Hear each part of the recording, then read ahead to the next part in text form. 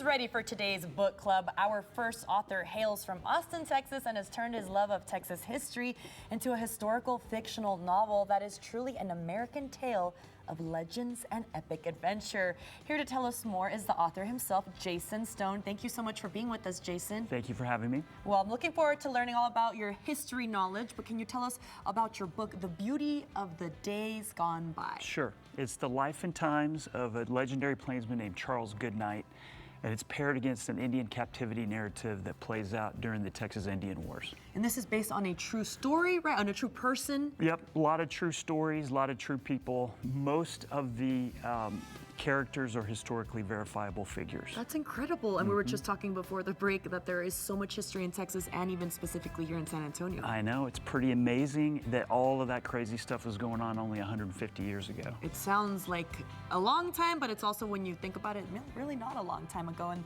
I feel like we stumble upon things, whether it be the Alamo or other areas in San Antonio, that you're like, this happened here. Yeah. It's awesome.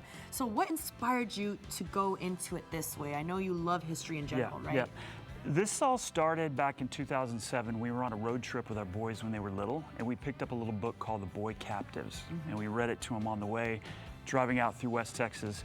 And the whole Indian captivity component of that was fascinating. So that kicked off years and years of research, and just had a ton of fun digging into the history and trying to figure out what those experiences were like of all those people. Well, that's awesome that you get to share it with readers everywhere here in San Antonio and other areas of the world, hopefully. You're going to share an excerpt with us. What is it about? Yep.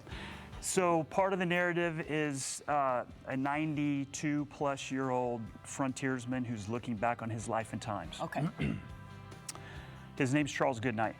All in all, my years on the trail were the happiest I ever lived. There were many hardships and dangers, of course, that called on all a man had of endurance and bravery. But when all went well, there was no other life so pleasant. Most of the time, we were solitary adventurers in a great land as fresh and new as a spring morning, and we were free and full of the zest of darers. Wonderful. Thank you for sharing that with us. How can people reach out to you? I know your book's available at Twig. They're at the Pearl. Yep. All the indie bookstores across the state, online, the social handles, Beauty of the Days Gone By, and Amazon, of course. Well, thank you, Jason, for being with us. I know our book club has another author that Paul's going to introduce us to. Paul, who do you have? Yes, we've got an award-winning author and educator based in Pharr, Texas, and he's here to share his latest book. It is an International Book Award finalist. So I want you to please welcome author Thomas Ray Garcia. How are you? Very good, Paul. Good to see you. All right, The River Runs. Tell us about the book. Well, The River Runs is a collection of short stories about the Texas-Mexico border.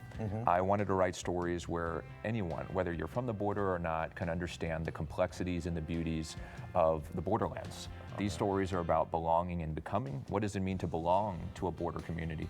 And what do you become when you live alongside a river that runs along two countries, two cultures, and two communities? Yeah, you're down there in Pharr, of course. Yes. So you're right there on the river. I guess that was your real inspiration, is the river and seeing Mexico right across. Exactly. You know, there's such beauty in the borderlands, whether it's visual beauty, whether it's the cultural beauty.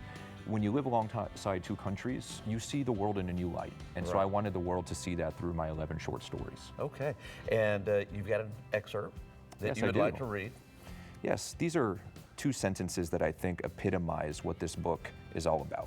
Okay. That's the paradox of a rearview mirror. You can always see what you left behind, even after it's gone. You know, these two sentences are all about how the borderlands are not just a physical space, you carry the borderlands with you. Yeah. So I went to college on the East Coast, I carried my border culture with me, and I was able to see the borderlands through a new light, looking at it from the outside in. I'm a proud fronterizo. All right. Well, thanks for coming on the show today and sharing your book with, and how can they get it? It's available anywhere books are sold, Amazon, Barnes & Noble, bookshop.org. It's also available here locally at the Twig. Okay. All right. Thank you so much. Thank you, Appreciate Paul. it. All right. Don't go anywhere.